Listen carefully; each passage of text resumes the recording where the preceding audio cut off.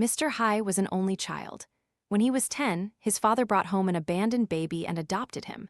It turned out his father had visited an old friend in the hospital and by chance heard about the baby. The infant had been abandoned by his own parents after birth, left in the hospital. The nurses were in a panic, unsure what to do, trying to take turns caring for him. But that was only a temporary measure. No one could keep a baby in the hospital indefinitely. Thinking of himself, Mr. Hai's father had long wished for more children, but his wife had entered menopause early. So, he decided to adopt this child, considering him another son in the family. Fortunately, this somewhat hasty decision was approved by his wife. After discussion, they named the baby Luom, just as he had come to them, a foundling. Time passed. Although adopted, Mr. Hai and Luom treated each other as brothers.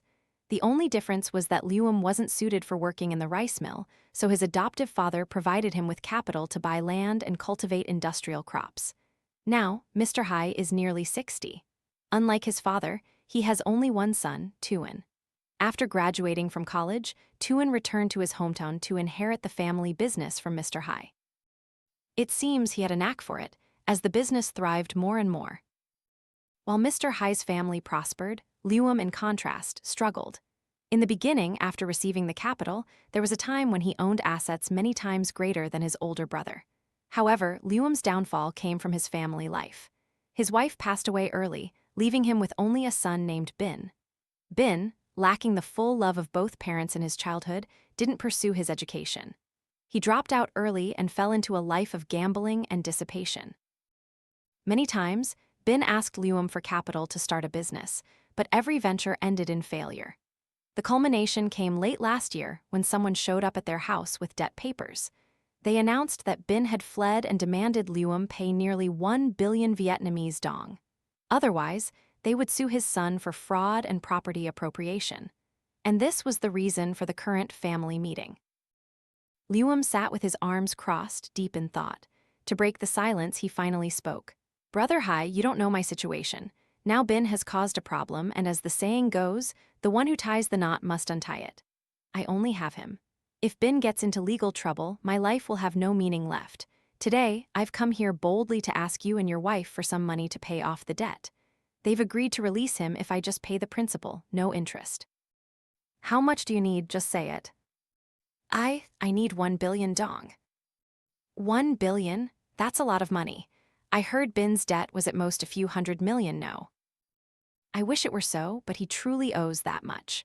Over all these years, all our family's assets have been lost because of him. I even considered selling the house we live in, but it's on land designated for clearance, so no one dares to buy it. And by the time the government clears it, the price will be very low, maybe only 100 or 200 million, not market value at all.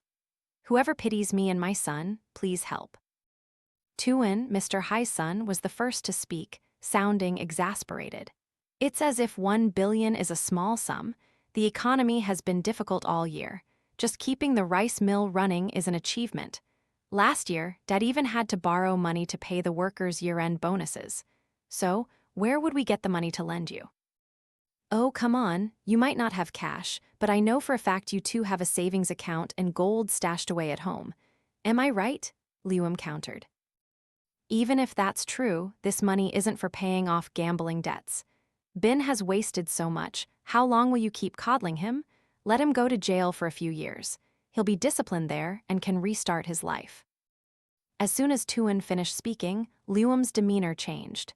His face flushed crimson as he pointed a finger at his nephew, growling, "Tuan, know your place. You don't interrupt when your father and I are talking." "I know, Uncle. I asked permission first. But what you just asked for is utterly unreasonable. If Binh had worked honestly and then fallen into debt, that would be one thing. But he's a gambler and a drunkard. Forgive me for being blunt, but he's not worth saving. If he had any self-respect, he'd find a way to pay his own debts. Otherwise, what?" "Otherwise, you'll see him die and not lift a finger," Luom exclaimed. I know everything. You think I have no blood ties to this family, so now that there's trouble, you're just pushing my son and me aside, aren't you?" Mr. Hai spoke up. "You shouldn't say that, brother. It's true Dad brought you home, but since childhood, this family has never treated you differently. Besides, Binh really is a bad seed. If you keep spoiling him, one day he'll end up. What? What will happen, you ask? I'm telling you, if I'd known this would happen, I wouldn't have even bothered to ask. How humiliating. With that, Luom stood up and stormed out. Mr. Hai watched his younger brother's retreating figure, sighing sadly. He's always so hot-headed and impulsive. Tuan, our decision stands, right? Just stick to it. If those thugs come, call the police. Yes, Dad, I understand. Tuan left. Mr. Hai, now alone, sat down with a cup of tea. He thought to himself, Luom, it's not that I don't want to lend you money, but the amount is too large, the economy is difficult, and most importantly, Binh doesn't deserve such leniency. Everyone must bear the consequences of their own actions. Dark clouds began to gather in the sky, reflecting and intensifying the bitterness in his heart. Meanwhile, after failing to borrow money to save his son, Luom felt both frustrated and ashamed. When he called Binh, there was no answer. So, he went to a dog meat restaurant near the village gate to drown his sorrows in alcohol. He entered the restaurant and called out loudly, "Owner, bring me a plate of innards and a bottle of wine." Coming right up, moments later, the owner served the food and wine. Luom poured and drank, hoping to dispel the gloom gnawing at him. But the more he drank, the angrier he became. Never had he felt so humiliated. "Uncle Luom, what are you doing sitting alone? Can I join you?" Luom looked up, recognizing the village youths, some around Binh's age. Of course, none of them were burdened with debt like his son. "If you want a drink, sit down." "Uncle, we heard about Binh. Hasn't he come back yet?" "Let him be, I don't care. I've tried hard enough for him." "Yes, we feel the same way.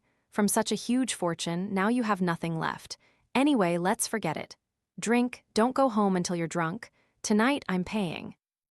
"Why would you do that? I'm an adult, let us treat you. It's just for fun." "Are you saying I don't have money?" "No, Uncle, we don't mean that. We really want to treat you. Don't worry about it." Luom glared at them, then realized their sincerity, not jest. He nodded, sighing. "Thank you, boys. You wait, I'm just talking. I appreciate it." "We know, Uncle."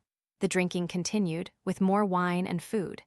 The topic of conversation shifted away from Binh and his misfortunes. Instead, one young man suddenly remembered something and said, "Oh, Uncle Luom, do you know Mr. Mew from the next village? Mr. Mew, the carpenter." At the mention of Mr. Mew, Luom recalled that he did know the man. About a month ago, Mr. Mew's family had suffered a great tragedy. His only daughter went to a birthday party, was assaulted by a group of youths, fell into depression, and committed suicide. The incident was murky, with no clear evidence to prosecute anyone. Even Mr. Mew's daughter had been drugged at the time, remembering nothing. The suspected perpetrators were brought in for questioning, but no one admitted responsibility. However, every day, Mr. Mew stood outside the police station with a banner, proclaiming his daughter's innocence. Returning to the present, Luom asked curiously, "So, have they caught the rapist?" "They caught him, yes, but it gets even more horrifying." "Horrifying how?" Mr. Mew hired Master Nam Ki to perform a soul-calling ritual for his daughter. Master Nam Ki, they say, only recently returned from studying abroad in China a few years ago, but his magic is very powerful. He specializes in calling souls, performing exorcisms, and curse breaking. In short, he can handle all matters of yin and yang. After calling his daughter's soul, the girl revealed who had assaulted her and pointed to the place where that scoundrel had discarded his clothes, covered in semen, to hide the evidence. After performing the ritual, Mr. Mew tracked down a set of flowery clothes with some bloodstains and white spots. He brought them to the police station. After examination and cross-referencing, that scoundrel had no choice but to surrender. Sounds intriguing, Luom said, emptying a full cup of wine. "So, that guy's going to jail for a long time." The young man then added, "No, he won't have a chance to go to jail." "What? So he was released? What kind of justice is that?" "Not released. He was only held in temporary detention for 2 days when he went insane. When they took him to the hospital for examination, he resisted and jumped out of the car. He tried to jump over a railing, broke his arms and legs, but what's horrifying is that a truck was coming right behind. His body was crushed flat under the wheels. A terrible death." "And Uncle Luom, do you know what people are saying?" They're whispering that the scoundrel's death was orchestrated by Mr. Mew. What? He jumped out of the car himself. What does that have to do with Mr. Mew? It's true there's no direct connection, but don't you forget Master Nam Ki? People say that besides calling his daughter's soul, Mr. Mew also paid Master Nam Ki to cast a curse, sending dark spirits to possess the guy and make him commit suicide. Nonsense. No matter how talented he is, he can't have such power. I don't believe it. Another young man interjected. It's just rumors. If you don't believe it, fine. But I do, so now I'm afraid to make enemies with anyone, just in case they cast a curse or hex on me. Then I'd have no one to turn to. At this point, everyone changed the topic. But in Luom's mind, a rather daring and utterly dark idea began to form. All right, boys, keep drinking. I have to go. Go? Why, uncle? You've only had a few drinks. Another time. I'm busy now. Luom stood up and left the restaurant. Getting into his car, he drove straight towards the next village. Along the way, he stopped to ask for directions to a man named Nam Ki's house. In truth, he had heard people talk about this master's abilities a few times before, but since he had no need, he'd ignored it. By the time Luom arrived, dusk had fallen. Standing before a tall, ancient iron gate, he took a nervous breath and called out, Master Nam, are you home? It didn't take long for someone to emerge from the house. It was a man in his 60s, small in stature, with long hair tied up in a bun with a hairpin, looking exactly like the Taoist priests in ancient Chinese films. Who is it? Master, it's Luom. I've come to ask for your help with something. What is it? May I come inside to speak, Master? I don't feel comfortable discussing it here. Come in. The iron gate opened just enough for Luom to squeeze through. Inside the living room, he noticed the decor was exactly like in a movie. There was a wooden shrine with fearsome-looking statues, two figures holding maces in guardian poses, surrounded by smaller, equally somber statues. Master Nam Ki sat down on a wooden cushion and asked softly, Now, tell me what you need. Luom sat down and slowly recounted his story, omitting any mention of his gambling-addicted son and adding plenty of embellishments. He concluded with, Master, that Luom was adopted, and to this day, they haven't allowed me to inherit anything. I've had to make my own way, and now I suspect my business failures are due to them, Master. So, what do you want me to do?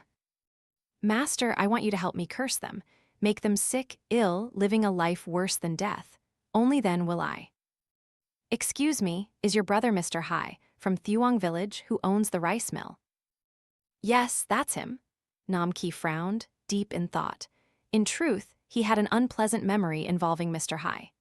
About 2 months ago, Master Nam Ki was performing a ritual for a family that was a business partner of Mr. Hai. During the ceremony, he attended and intended to inform the family that they were facing bad luck and needed several 100 million dong for an exorcism. He thought he had a good opportunity, but Mr. Hai intervened, speaking ill of him, causing the other family to change their minds. Not only did they not agree, but a few days later, they even invited another master. Enraged at losing a potential client, Master Nam Ki had summoned spirits to harass Mr. Hai's rice mill. However, protected by his ancestors and deities, Mr. Hai remained unharmed. He had been suppressing his anger, and now, an unexpected opportunity for revenge had presented itself. A wicked plan flashed through Master Nam Ki's mind. He turned to the man in front of him. I hear and understand your story. Let me tell you, if I perform the kind of hex or curse you're asking for, at most it would only cause them illness, sickness, or even death. But if you do that, you won't get any money to solve your problems, will you? Am I right? So what do you suggest, Master? But should I just let this slide? No, I'm not telling you to do that. On the contrary, I have a way to help you stir chaos in that family. What? Really? There's a way? And you want to help me? There is a way, but it's a bit difficult to execute. I'm afraid you won't be able to do it. Just tell me, I'll listen. Let me explain. First, we must suppress the guardian spirits and ancestral deities of the family and their home, because each person is protected by these entities, warding off bad luck. Once they are no longer protected by the spirits and ancestors, I will command dark spirits to possess Mr. Hai, taking control of his body. And once control is established, you can have as much money as you want or do whatever you wish. You understand what I mean? Yes, this method is truly miraculous. I understand, Master. Exactly. The most important thing is to successfully suppress the spirits. But you just told me that the relationship between you two isn't good, and your brother lives in the ancestral worship hall. Will the ritual be discovered? If it is, not only you but I will also be in danger. No worries, Master, rest assured. Although I spoke up earlier, I know my brother well. If I just bring some wine and meat and hint that I want to reconcile, it'll be like before. I often go up to the ancestral altar to light incense for our parents and grandparents, so no one will suspect anything. If that's the case, then it's fine. So, shall we begin, Master? All right. If you wish, sit here while I prepare the talismans and incantations. Yes, Master, I'll wait. After chanting and drawing the final talisman, he turned to Luom. Tonight's work is done. For now, go home and carefully fold these talismans and place them discreetly on the family altar. Remember to hide them so no one finds them. If they do, everything will be ruined. Understood? Yes, Master, what next? Calm down. There are still a few more large and small rituals to perform. When they are complete, I will inform you. Then you just sit back and watch that family fall into disarray. Yes, that's wonderful. Thank you, Master. How much do I owe you? Don't talk about money yet. Besides, if you are a suffering and oppressed person, I don't take payment. After that family's downfall, you will inherit money and property. If you feel generous, a small offering would suffice. Yes, Master, rest assured, I won't forget your kindness. After receiving the talismans, Luom excused himself. He didn't dare go to the ancestral temple immediately, as going there at night would arouse suspicion from Mr. Hai's family. So, he returned home, intending to find an excuse to plant the talismans tomorrow. It was already past 9 p.m. Luom returned to his house and stopped dead. It no longer looked like a home. Blue and red paint were sprayed all over the walls. In front of the gate, a foul smell emanated, a mixture of fermented shrimp paste and kerosene, sprayed by the lone sharks who occasionally came to harass him. Exhausted and without strength, Luom simply opened the gate and walked straight inside. Reaching his room, he locked the door and collapsed onto the bed, his mind filled with Master Nam Ki's instructions. He also worried about where to hide the talismans, considering spots under photo frames and inside the incense burner. These were places no one usually touched.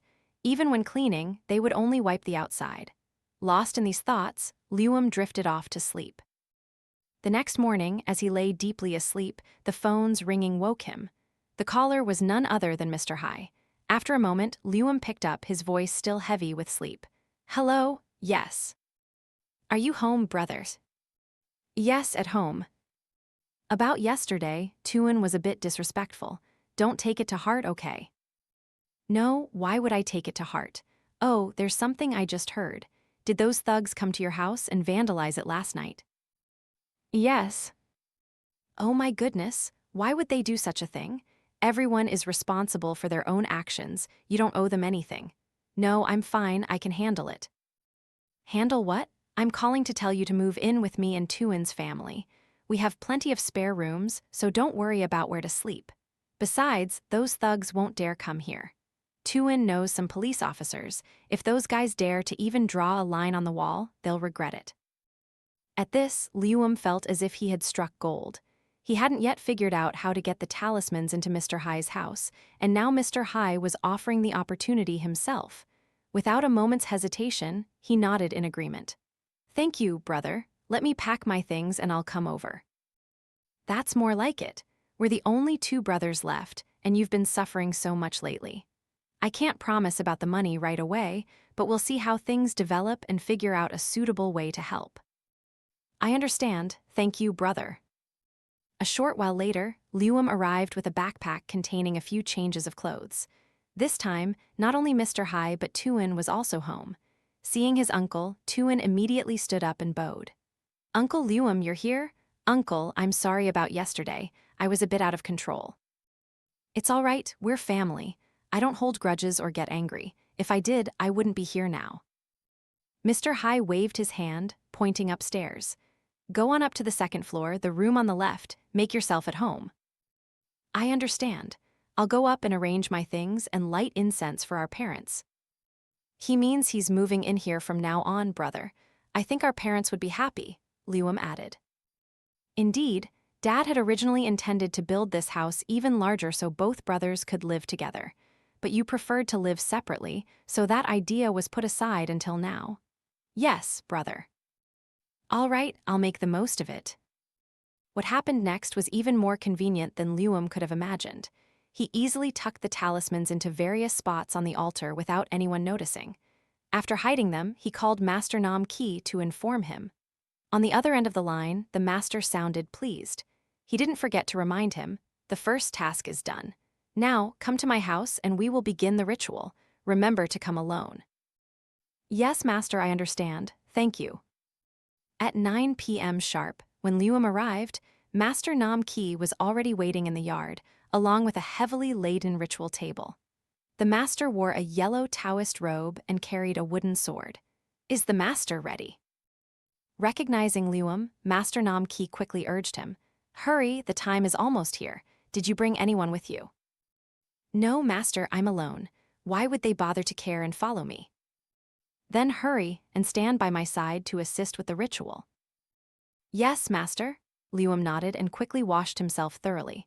Once his hands were dry, he stood nervously in a corner, awaiting Master Nam Ki's instructions. The ceremony officially began. An hour passed. Like many other rituals, Master Nam Ki chanted incantations, breathed fire, and brandished his wooden sword. But the most spectacular part came later when the master brought out a cage containing 2 king cobras. As soon as he placed them on the table, the 2 cobras hissed menacingly. But when Master Nam Ki burned a talisman, they became soft and pliable. He then reached into the cage, taking out 1 snake at a time. The next action saw the master using his wooden sword to swiftly decapitate the 2 snakes. Finally, he mixed their blood with their bile and smeared it all over his face. Watching this, Luom felt nauseous and wanted to vomit. After the blood on his face dried, the master chanted 1 last incantation and burned all the talismans. Then he stood up and said with a voice full of satisfaction, It's done. Done, really, master? Indeed, now my army of dark spirits will begin to cause trouble. You just wait for the day you reap the sweet fruits. Yes, yes. 1 week later, Luom woke up quite late, having been heavily intoxicated at the dog meat restaurant the night before. Outside, the morning news blared from the TV, making Mr. Hai frown. It's so noisy. Hearing this, Luom felt a pang of annoyance.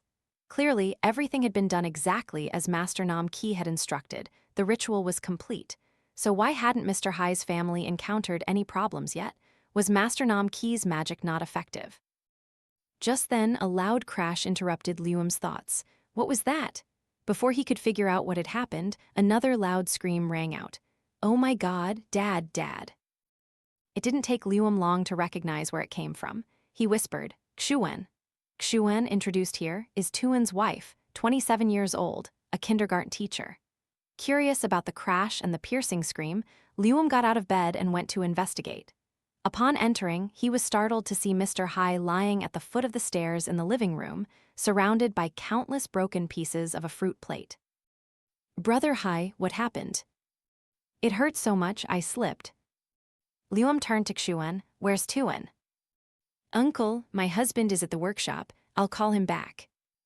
Call him back for what? Are you crazy? Go straight to the hospital. I'll go ask some neighbors to help take Brother Hai to the emergency room. Yes, Uncle, I understand. Running outside, Luom shouted, Is anyone there? Please help. Quickly, 3 or 4 neighbors rushed over.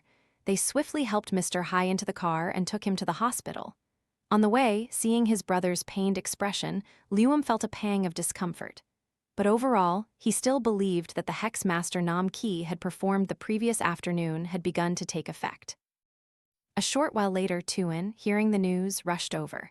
Seeing his wife and uncle, he called out loudly, Uncle Luom Xuan, how is Dad? He's in the emergency room, darling. How did this happen so suddenly? I don't know either. This morning, I woke up to get ready for school and Dad told me to wait. He was going to get some fruit and candies from the altar. They'd been displayed there for several days without anyone eating them, so Dad said I should bring them to the kids as a reward. I told Dad to let me get them, but he refused. He went himself. I was standing in the kitchen, waiting with a plastic bag. But who would have thought, he only got halfway down the stairs when he slipped and fell all the way into the living room. Oh my goodness. Tuan's hands and feet trembled as he listened. Luom interjected, "Tuan, I didn't know anything then, I was still in my room. This was an accident. Don't blame her, she's innocent." "Yes, Uncle, I won't blame her. Now I just hope Dad is okay." Just then, the doctor and a team of nurses, still in their surgical scrubs, emerged from the emergency room. "Dad, how is my father, doctor?" Under their anxious gazes and urgent questions, the doctor spoke softly. "The examination and x-rays are done. Mr. Hai has 2 broken ribs and a fractured wrist. However, the breaks are not too severe. He just needs a cast and some rest and recovery time, and he'll heal." "Yes," Tuan nodded and clasped his hands together. "Thank you, doctor, thank you very much. Here's a small token of appreciation for you." "Thank you. You can visit him in a moment, after the cast is applied." "Yes, doctor." After the doctor left, Tuan sat down, muttering, "Thank goodness, dear Buddha, please help my father recover." Luom interjected, "It's all over now. You heard what the doctor said, but when he recovers, you must remind him. He's old, he needs to be careful. This time he was lucky, but who knows what might happen next time." "Yes, I know. It's fortunate that you and Xuan were here to help in time. Otherwise." "No need to thank family. By the way, how's Binh, Uncle? Hasn't he returned?" "Let him be, I don't care. Now the only person I care about is your father, you, and Xuan. As for that guy," Tuan sighed, as if remembering something. He then asked, "It's already noon, have you two eaten anything?" Luom shook his head. "No, Xuan and I haven't had anything." "Then I'll go to the cafeteria to get something for you both. Just a regular portion, brother. You need your strength to take care of Dad, no need for anything fancy or delicious." "I understand." As Tuan left, Luom turned to Xuan and realized that even though she knew Mr. Hai's condition wasn't serious, she still sat alone, staring blankly into space like someone who had lost her soul. Luom walked over and gently asked, "Xuan, what's wrong, child?" It took a second call for Xuan to snap out of it and turn to him. "Yes, Uncle." "This child, didn't you hear me ask? Xuan, I'm asking you what's wrong that you're so dazed." "Oh, it's nothing. I took the morning off from school." "Then what is it? Tell me." "It's nothing, really." "Come on, do you think you can hide it from me? I've lived this long. I can usually tell when something's wrong. Tell me, child." At Luom's insistence, Xuan nodded and began to recount. "Uncle, last night I dreamed of Dad falling down the stairs, exactly as it happened this morning. How strange is that?" "That's not all, Uncle. In my dream, I saw Dad didn't just fall naturally, but he was surrounded by a group of tall, dark figures who pushed him down. Since then, I've been thinking about it, but I can't figure it out. How can there be such a coincidence, Uncle?" At this, Luom felt a little uneasy, and it took him a moment to stammer, "How? Is that true?" "Yes, it's true. I don't know if I should tell Tuan." Luom immediately urged, "Don't do that. You know your husband doesn't believe in such things. He might even scold you if he hears it." But. "No buts, just listen to me. There's nothing to worry about. Sometimes our ancestors send us dreams to warn us. So, what about those figures? Who were they that attacked Dad?" "Oh, come on. Dreams aren't always 100% accurate, child. In short, don't overthink it. The only thing we need to do now is take care of Brother Hai. It's so cold, my hands already hurt so much, and he's old and frail. How can he bear such a great misfortune?" "Yes, Uncle, I understand." Just then, Tuan returned with a bag containing several meal boxes. "What are you two talking about?" "Nothing. I was just telling Xuan how hard it is for her to take care of your father. I was even thinking of hiring a helper, instead of leaving your wife to manage everything alone." That's not a bad idea. But let's deal with that later. Now, Uncle and Xuan, please eat. I'm sure you're both very hungry by now. So the three of them took their meals and began to eat. Luom, in his mind, had only one thought. Finally, it's working. Master Namki's magic is truly powerful. Later that evening, after his wounds were bandaged and stabilized, Mr. Hai woke up and demanded to go home. Tuan tried to dissuade him gently, but to no avail. So, he reluctantly complied with his father's wishes. At 9 p.m., the car brought Mr. Hai back home. After asking a few questions and helping with some minor tasks, Luom went to take a shower and returned to his room. Upon entering, as soon as the door was locked, he collapsed onto the bed, feeling perhaps the most relaxed and comfortable he had been in a long time. Whenever he saw the worried faces of Tuan and Xuan, Mr. Hai would lose his appetite and feel restless. Now, Luom knew that Mr. Hai's accident that morning was just the beginning. The more he thought about it, the more thrilled he became. Meanwhile, outside, Tuan told his wife to rest, while he took on the responsibility of waiting until 11 p.m. to give Mr. Hai a light snack and his medication. He thought to himself how fortunate it was that medicine and technology had advanced. Mr. Hai had taken his first dose of medicine at noon and didn't seem to be in much pain. Tuan hoped he would take the next dose and sleep soundly until morning. Around 8 p.m., everything was settled. It was just past 10 p.m., so Tuan went to the living room and leaned back on the sofa. He scrolled through his phone, replying to emails from partners. Besides him, another person in the house was Mrs. Bei, Xuan's distant relative. Tuan had asked her to come help with household chores. She was paid less than outside help, but being a relative, she was more comfortable. After sitting for a while, it was time. Tuan stood up, warmed a pot of porridge, took out the prepared medication, and carried them upstairs. As he opened the door, he saw Mr. Hai lying in bed, eyes half closed. "Dad," hearing his son's voice, Mr. Hai slowly opened his eyes. "Dad, wake up and eat some porridge and take your medicine as scheduled by the doctor." Mr. Hai seemed reluctant, but for his health he had to try. He intended to sit up but was stopped by Tuan. "Don't, Dad, don't move too much. Just lie still, I'll feed you." Witnessing his son's care and thoughtfulness, Mr. Hai felt warm inside. After finishing half a bowl of porridge, he seemed to remember something and whispered, "Tuan, your father needs you to go upstairs to my room and light 3 incense sticks." "Why light incense at this hour, Dad?" "Just go up and light them. Remember to pray and thank our ancestors for protecting me from misfortune. Because sometimes, if our ancestors don't protect us, I'm afraid." "Dad, don't say such things, just rest. I'll go light the incense. I'll go." Following Mr. Hai's instructions, after his father had taken his medicine, Tuan walked towards the ancestral worship room on the 3rd floor to light incense. Upon arriving, he reached out, took 3 incense sticks, and touched them to the flame of the oil lamp on the altar. The scent of agarwood smoke spread pleasantly. He held the 3 incense sticks level with his forehead. But before he could finish praying, Tuan realized that the 3 incense sticks were no longer burning. He tried to light them a second time, but the incense only caught for a moment before dying out completely. What's going on? Are they fake incense, or are they damp? Tuan certainly wouldn't accuse the person who sold this incense to his family.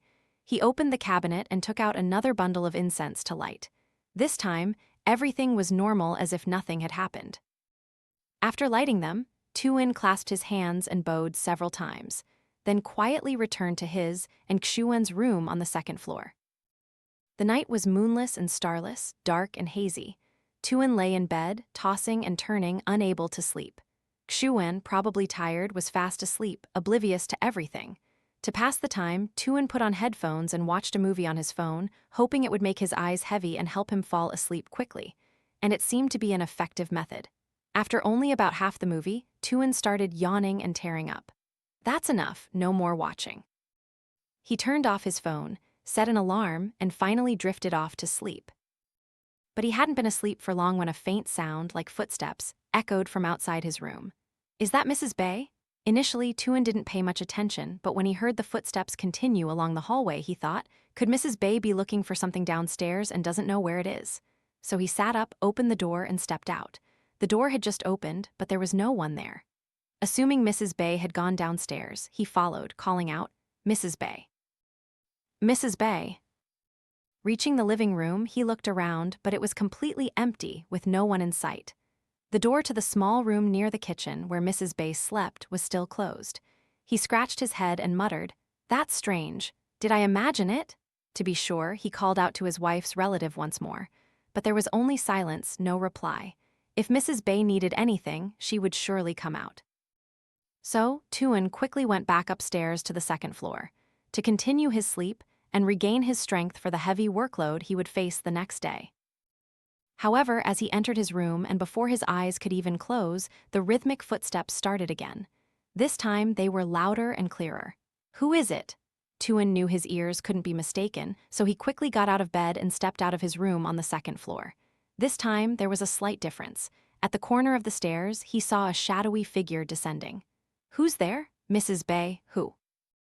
Tuan called out instinctively, but the light outside was insufficient, so he couldn't immediately identify the person. Yet when he reached the bottom of the stairs, Tuan stopped, witnessing that the downstairs area was completely empty.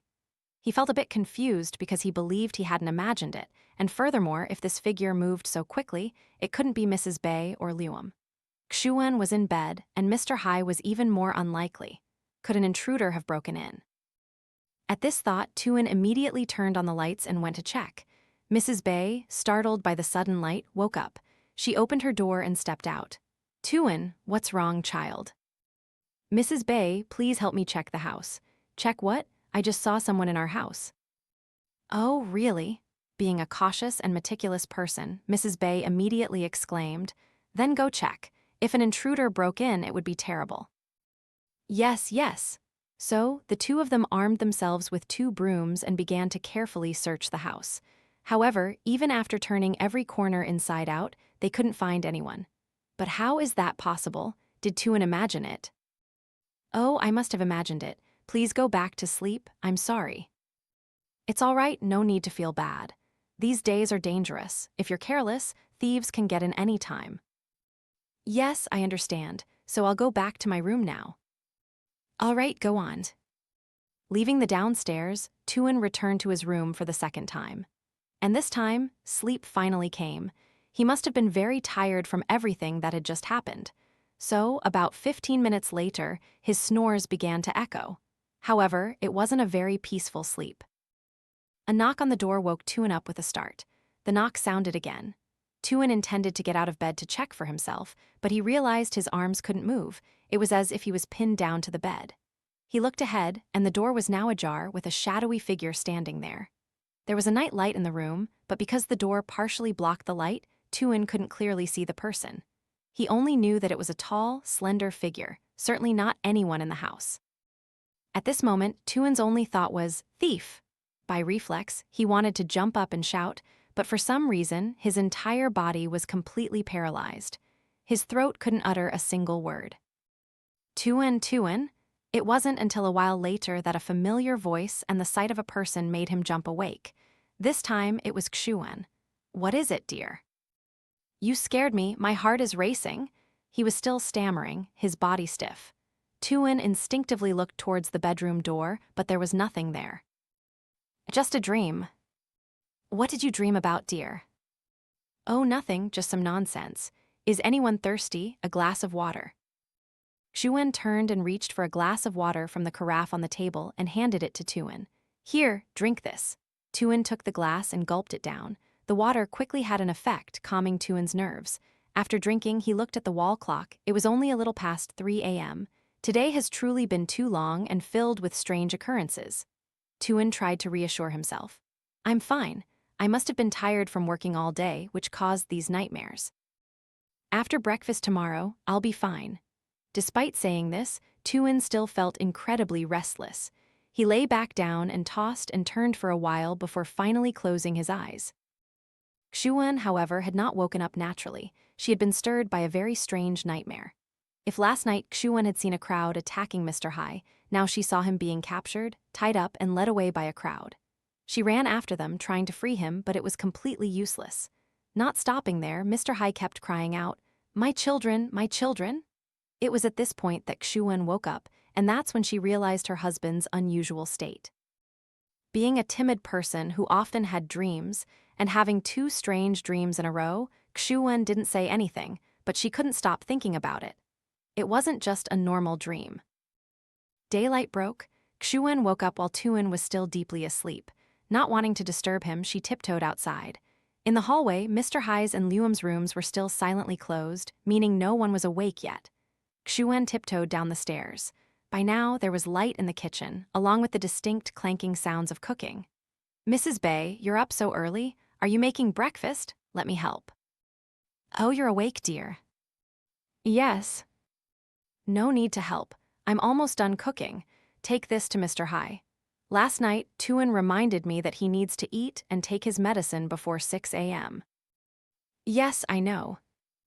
A short while later, after everything was ready, Xuan carried a tray with a bowl of porridge and medicine to her father-in-law's room. Before opening the door, she politely called out, "Dad, are you awake? May I come in?" Since there was no answer, Xuan thought Mr. Hai was still asleep, but he wasn't. As soon as the door opened, she saw Mr. Hai leaning against the headboard of the bed, wearing reading glasses and reading a book. "Oh my goodness, Dad, you're awake already? Why are you sitting up like this? Aren't you uncomfortable?" "No, I'm fine. If I were in pain, I wouldn't be able to sit like this." "Yes, I brought porridge and medicine for you, Dad. Please eat." "Looks delicious. Give it here." Mr. Hai immediately tossed the book aside. Xuan brought the porridge tray closer. "Let me feed you, Dad." "No need." And with that, Mr. Hai snatched the spoon and quickly shoveled spoonful after spoonful of porridge into his mouth. "Oh, Dad, slowly, you'll choke." Despite Xuan's words, the bowl of porridge was empty in an instant. "Here, Dad, drink this. Oh, and don't cook porridge anymore. It's bland and tasteless. Cook full bowls of rice with meat and fish for me, understood?" "But the doctor said you should only eat easily digestible food." "Forget those doctors. I'm the one eating, not them. If you don't cook it, I'll be angry." "Oh, yes, Dad. Then I'll tell Mrs. Bay to cook according to your wishes." "All right, after you're done eating, leave me alone so I can rest." "Yes, Dad. If you need anything, call me." "Definitely." With that, Xuan stood up and carried the tray out. Truth be told, she felt that the conversation she had just had was unlike the Mr. Hai she knew. But she figured it was because he was in pain, making him less gentle and amiable. However, things didn't stop there. Around noon, when Tuan went to the workshop, Luom said he was going to meet an acquaintance to borrow money to save his son. So, only Xuan, Mrs. Bay, and Mr. Hai were left in the house. According to her father-in-law's wishes, Xuan and her relative prepared a bowl of braised pork and eggs with a bowl of fresh jute mallow soup and fragrant fried shallots, and brought them to Mr. Hai's room. Xuan didn't see him reading. He sat there quietly, looking out the window in the corner of the room. "Dad, lunch is here." Where's the food?" Mr. Hai looked at the bowl of rice like someone who had been starving for years. He snatched it and ate very quickly. So fast that in less than 3 or 4 minutes, the bowl was completely clean, not a single grain of rice left. "Is there more? I'm so hungry, child." "But I just gave you a lot of rice, Dad." "But it's not enough, I want more." "Oh yes, Dad, just a moment." A moment later, Xuan returned with 2 full bowls of rice. This time, she served just enough, not as much as the previous bowl. Mr. Hai finished it all. However, he still looked like he wanted more, but he couldn't have any. As Xuan was taking out the medicine, he reached out and grabbed her wrist. "Why do you use so many cosmetics lately? Your skin looks so white." Xuan was startled by her father-in-law's words, feeling flustered. "Why, Dad?" "Also, women shouldn't wear jewelry like this. Next time when I'm well, I'll buy you a new set, okay?" "Oh no, no need. I work at school. Wearing a lot of jewelry isn't practical. Please, Dad, take your medicine and rest." "I have some things to do outside." "What's wrong? Can't you just stay here and chat with your father?" "Oh, it's not that, but I'm really busy and have to go." Truth be told, Xuan wasn't busy, but for some reason, she felt a sense of fear and discomfort with what Mr. Hai had just said. In the afternoon, when Tuan returned from the rice mill, he saw Xuan coming out of the house. "You're back, dear." "Yes, darling, Dad." Witnessing his wife's hesitation, Tuan grew worried. He quickly asked, "What happened? Did your bandages get disturbed?" No, the wound is completely normal." "Oh my goodness, you scared me so much. So what happened, dear?" "I think you should ask the doctor to examine Dad again. I'm afraid Dad might have some psychological trauma from the fall." I've read online that these conditions aren't life-threatening, but if not caught early, they can change the patient's personality and cause discomfort in daily life and relationships. Hearing this, Tuan still didn't believe in these mental illnesses. He assured her, "Dad must be in pain, that's why he's acting this way. Why would we need to invite a doctor home to examine his mind, dear?" But, no buts, I'm busy with a pile of work. If there's nothing serious, don't make it seem worse than it is. Oh, yes, I'm sorry, I didn't mean that. Go take a shower, I'll prepare dinner with Mrs. Bay. By the way, where's Uncle Luom? He left this morning and hasn't returned yet. He probably didn't get the money. Since that Binh guy ran away, Uncle has looked like he aged 10 years. I want to help so much, but... Don't say anything more, I'm going to shower now. At that moment, at Master Nam Ki's house, Luom was happily drinking wine, delighted by the efficacy of the spell. He poured a full glass of wine for the master, pushed it towards him, and asked, "Master, when can I proceed to the next step?" Slowly, don't be hasty. The dark spirits have already taken over most of Mr. Hai's soul, but we must wait 49 days for it to be completely replaced. Then he will obey my words.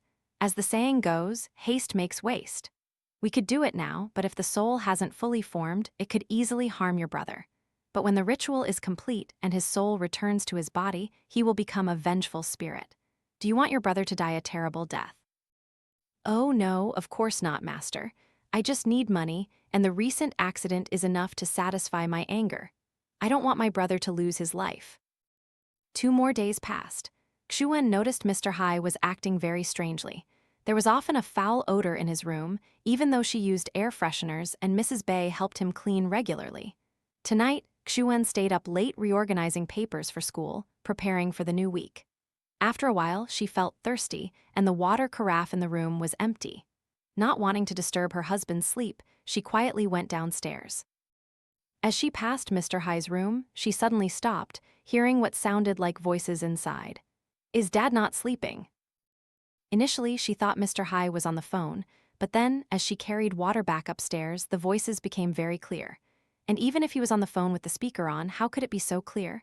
Curious, she reached out and knocked on the door, calling out, "Dad, are you not sleeping yet?" Immediately, the voices stopped. Xuan called out again, then slowly opened the door. When the door opened, she saw no one inside but Mr. Hai.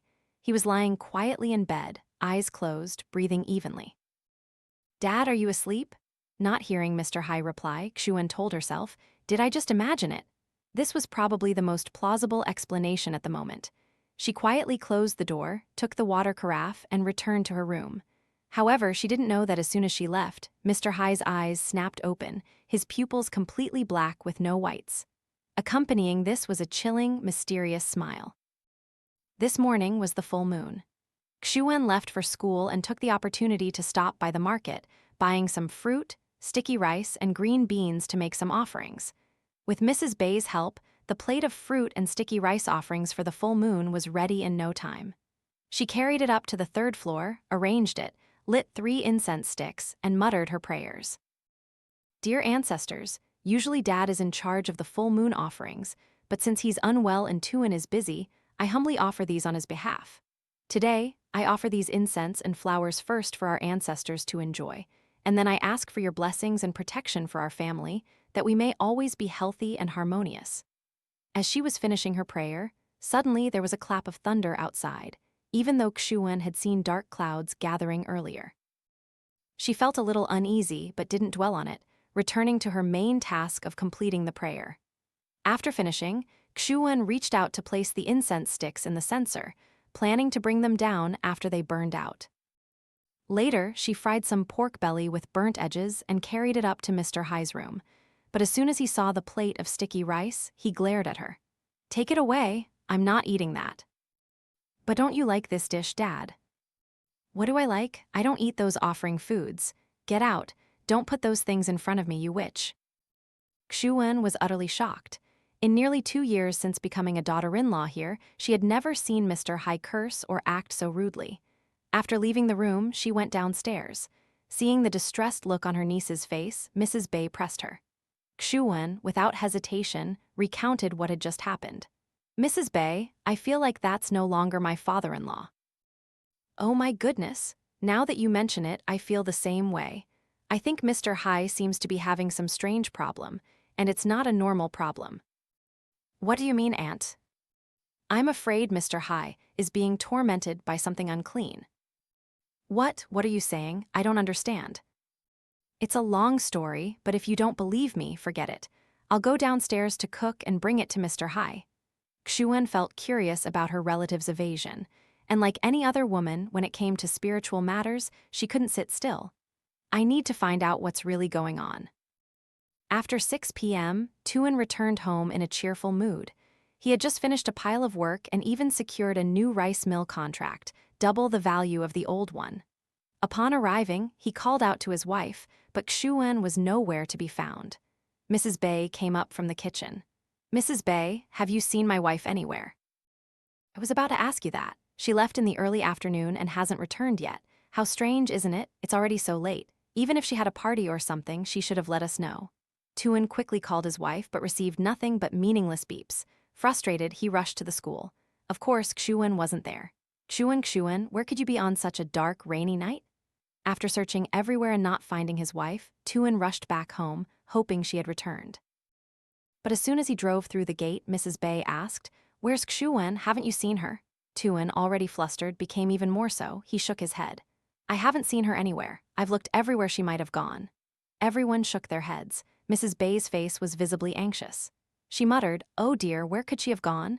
This afternoon she even told me to buy beef at the market. Tonight she was going to make beef soup for you." And then, just then, the phone rang. Tuan was a little startled to see that the caller was a close friend. "Hello, I have something to do. I'll talk later." "Wait, don't go back home yet. Xuan and your father are here." What is Xuan doing there? I don't know either. A moment ago, I was driving past the riverbank, and Xuan's car was parked there, and she was lying motionless on the ground. I felt something was wrong, so I asked someone to take her to the hospital and called you. All right, take me to them. Upon arriving, Xuan was no longer in the emergency room, but her condition was critical. The doctors announced that Xuan had suffered a head injury from the fall. Although it wasn't life-threatening, the injury had left her in a coma, and the duration of the coma was uncertain. Meanwhile, Luom had not been home all day. He was busy in the next village meeting Binh. His son was hiding in a rundown rented room. Seeing his son again, Luom was overjoyed, but didn't forget to scold him. "You wasteful child, haven't you caused me enough suffering?" "I'm sorry, Dad. I'm useless now. I'm thinking of giving up." "No need to consider that. I have a way to help you." "What? You have a way? But earlier, you said Uncle Hai's family couldn't help." "Times have changed. Wait a few more days. When my plan is complete, money will be transferred to your account to pay off the debt." "What plan, Dad?" "You don't need to worry about this. I'll handle it. After all the debts are paid, you must restart your life. No more gambling, I've suffered enough. Thank you so much, Dad. When that happens, call Uncle Hai and thank him, okay?" "Are you crazy? I absolutely forbid you to call Uncle Hai. If you don't thank him, Dad, I'll." "Are you crazy? Steal? So the police can arrest me? I told you I have a way, you don't need to worry." "What are you doing, Dad? I'm so curious." "Forget it, it's not good for you to know." The phone rang. Luom saw that the caller was Master Nam Ki, but because Binh was there, he didn't answer. After the call ended, he told Binh, "Stay hidden here for a while. I'll let you know when I have the money.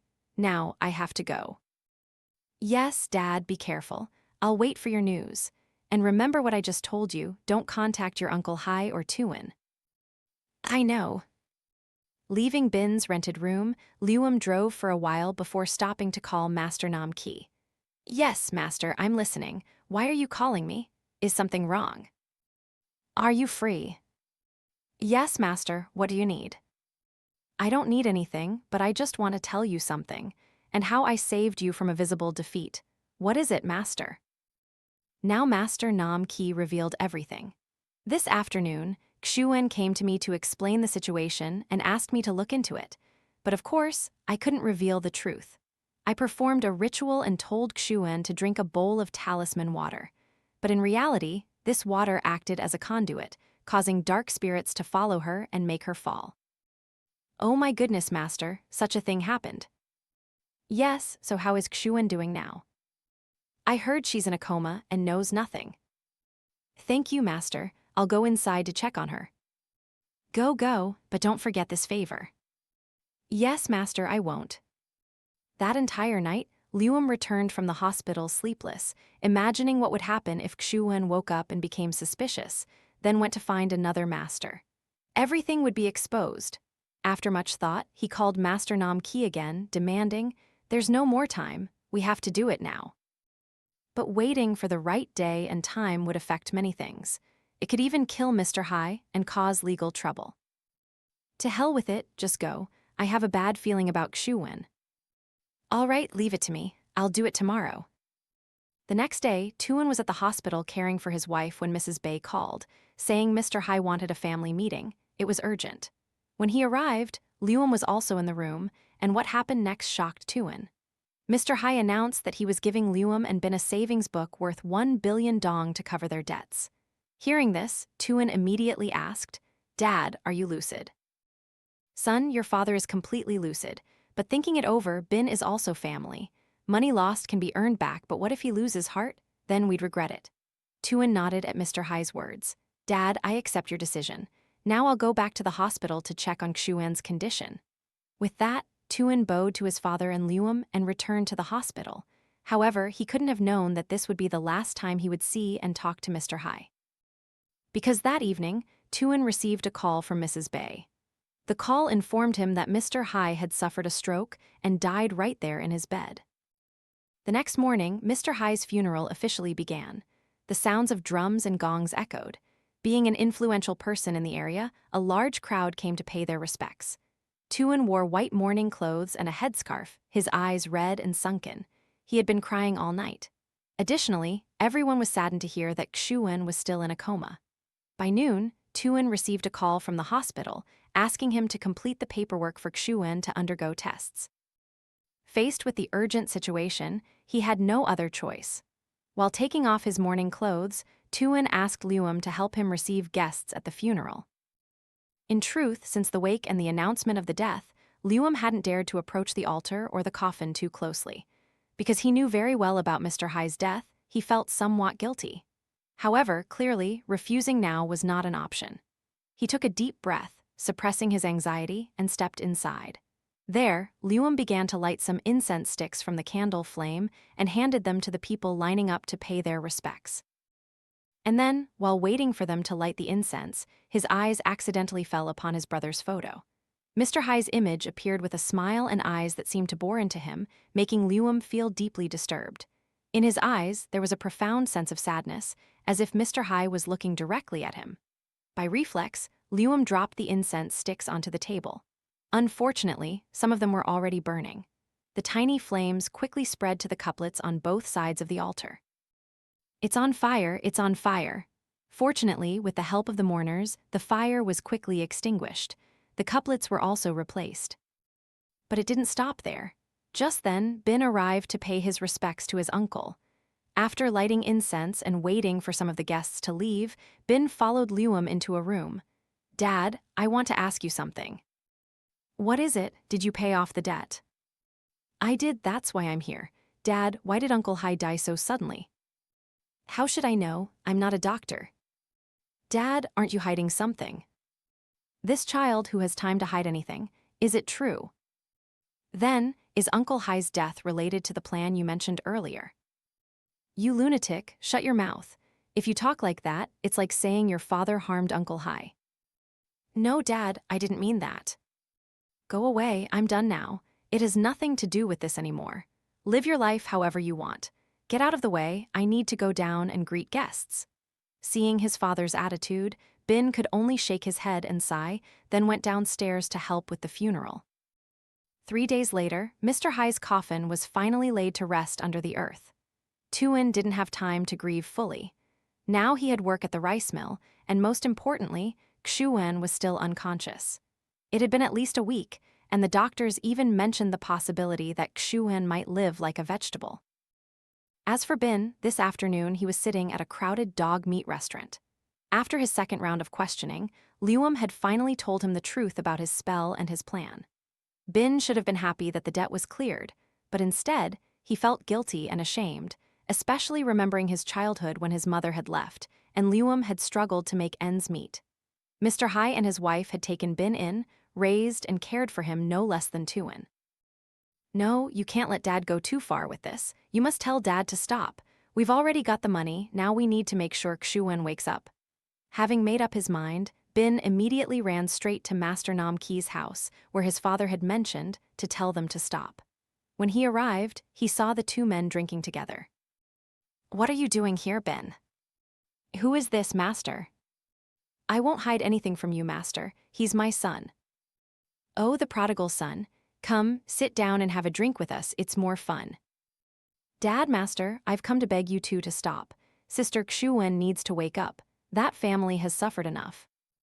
This child, a few days ago, I told you that whether Xuan wakes up or not has nothing to do with me or Master Nam Ki." "I don't care. I've already told you, if you two don't agree, I'll go to Tuan and tell him everything." "This child, you're crazy," Luom yelled. "Binh, calm down. Since you feel that way, I will oblige. Now follow me inside to perform the ritual." Binh nodded and followed the master without suspicion, hoping to put an end to everything. But suddenly, the door slammed shut, followed by a sharp pain at the back of his neck. When Binh woke up, he realized he was tied tightly to a set of wooden chairs. "Dad, Master, what are you doing? Let me go." "You unruly brat, do you know how much I've suffered to earn money for you?" "No, I don't need money earned by harming Uncle Hai. How can you be so cruel, Dad?" "Cruel, I'm cruel for whom? Let me go, I'll tell Tuan." "Too late, you'll just sit here. In a moment, when Master Nam Ki finishes the ritual, both Tuan and his wife will die. Then you can tell anyone you want." "Oh my God, please Dad, stop, I'm begging you." "Beg, you're begging me? I told you not to make me angry, just sit still." With that, Luom stepped outside to assist Master Nam Ki with the ritual. However, these two wicked men didn't know that Binh, with some struggle, had managed to untie himself. Meanwhile, Master Nam Ki's voice echoed, "The ritual is almost complete.